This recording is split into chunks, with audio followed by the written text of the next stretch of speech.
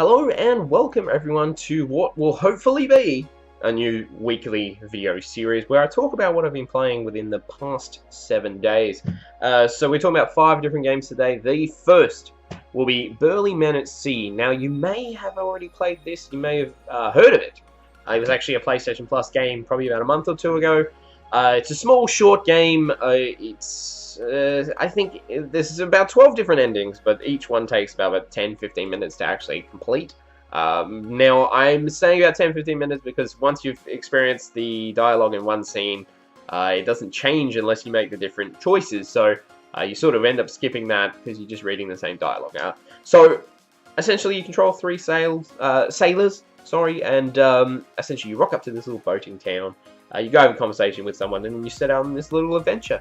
Now, there's not too much of it in terms of gameplay. It's a lot of, reading to see what your different choices do to the sort of story and what happens to these sailors.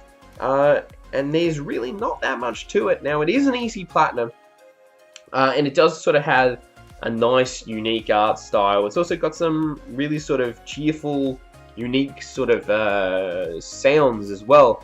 Now, I'm not sure if most of these sounds are done by the actual developers themselves, because some of them just really do sound like it's just someone making the noise of certain creatures and objects and everything like that. But it's an interesting game. I played it essentially just so I could get the platinum, but I did have a good time doing it. There's just not too much to the game, unfortunately, which is a little bit of an issue. Now, the other 4 games we're going to be talking about, number 2 is Spider-Man. Now, I went and I played through and I 100%ed the Silver Lining DLC, which is Chapter 3 in the DLC. Now, if you follow me on Instagram, I'd be doing sort of mini reviews of the first 2 chapters. The first chapter, I thought was great. The dynamic between Spider-Man and Black Cat was fantastic. It really got you invested into the story. And it was also great to see Spidey, battle alongside someone, which was great.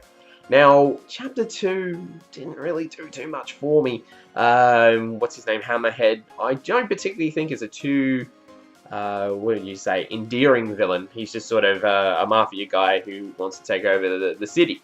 But there was a few other little side missions and everything that just felt more tedious than they were actual additional content that you would be willing to pay for. There was one side mission where it was you have to basically just follow a convoy of cars for potentially a minute or 2 and then get to your battle. So it's just like, why are you extending it to essentially just be a sort of escort following mission like Assassin's Creed? It was just sort of a little bit of annoying. But part 3, which is what I played, loved it. It's probably my favorite out of the 3. It does a fantastic job of creating a great backstory for the returning Silver Sable. Now, she was cool in the original game. I have no issues with Silver Sable in the initial game.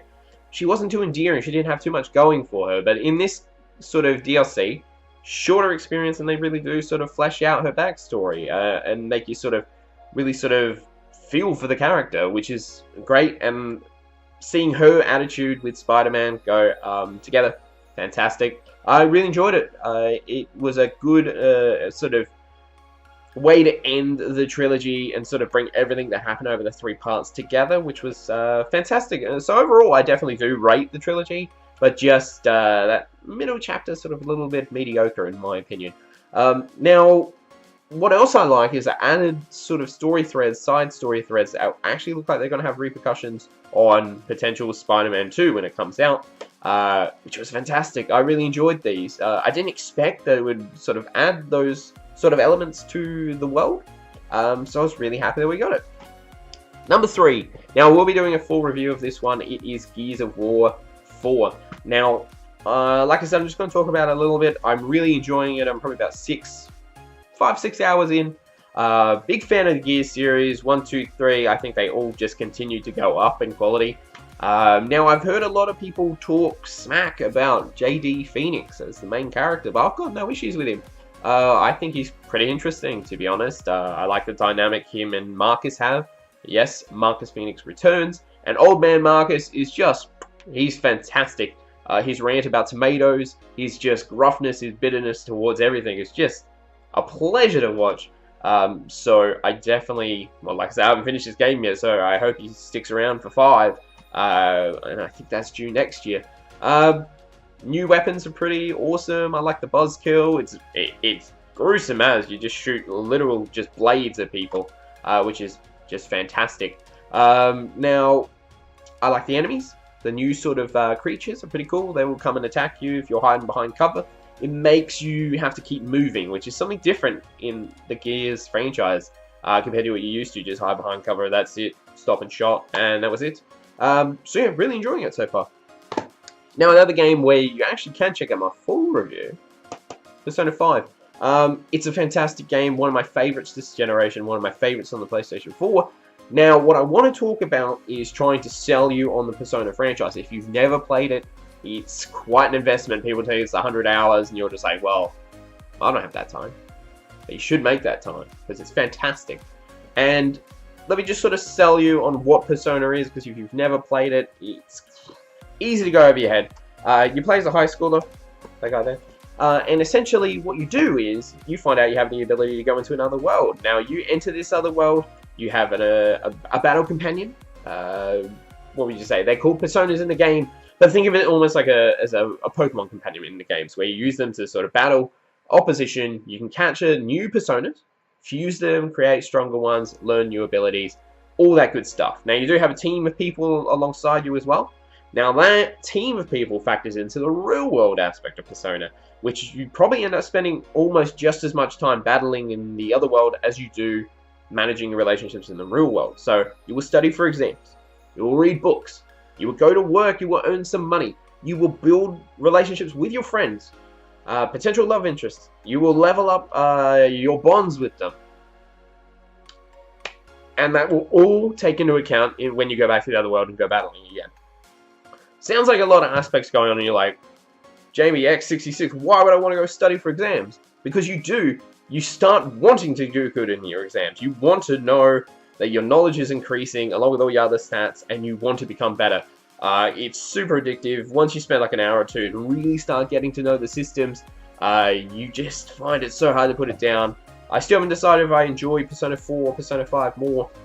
More on that in a later post, hopefully, where I can finally decide which one I like most. Now, number 5, and the final game we're talking about today, is Tetris Effect. Now, I'm playing this on the VR at the moment, and I am addicted. I'm absolutely loving this game.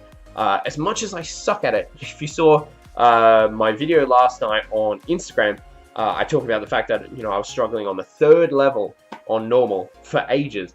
And then my missus, who's not a gamer, she likes Tetris. I was like, you might like this. It's got some great visuals, all the music's fantastic, it all culminates together to be something amazing. She played it, she was probably playing for about an hour and then went back to it. She was that addicted, she beat probably half the game. So, quite jealous that she's actually a lot better than I am at the game. But last night, you know, I put in some more time. I'm not going to lie, I put it down to beginner just to sort of get used to it. Now, I didn't play a lot of Tetris growing up, but you know, I played sort of Tetris clones and Lumines. I love that on the Vita. So Tetris Effect is very much like Lumines in the way of, you know, it brings all this music together, brings these fantastic visuals, and all in VR. Oh, it is super addictive. I've lost so many hours wanting to do one more attempt, and I'm just absolutely having a blast. I've already recorded some gameplay of this to do a voiceover gameplay review. Hopefully within the next week. I just want to play a little bit more of the game before I finally give you my opinions. If you've got VR, I recommend this. Even if you don't, play this game. It's fantastic. It's not too expensive. I think it's about $45-50 in Australia, so it's one of those budget titles. But everything that's in it is probably one of my favorites of this year, and I potentially may have included it in my top 10. Even though I totally suck at the game, I just want to keep going back to it and get better. So there's your 5 games that I've played this week. I hope you guys have enjoyed this little video. Let me know what you've been playing. If for some reason you've played these games as well, let me know what you think of them. Or let me know what you think of my thoughts of them. Otherwise, thank you very much for watching, and I definitely hope to see you in the next video. Until then, though, keep on gaming.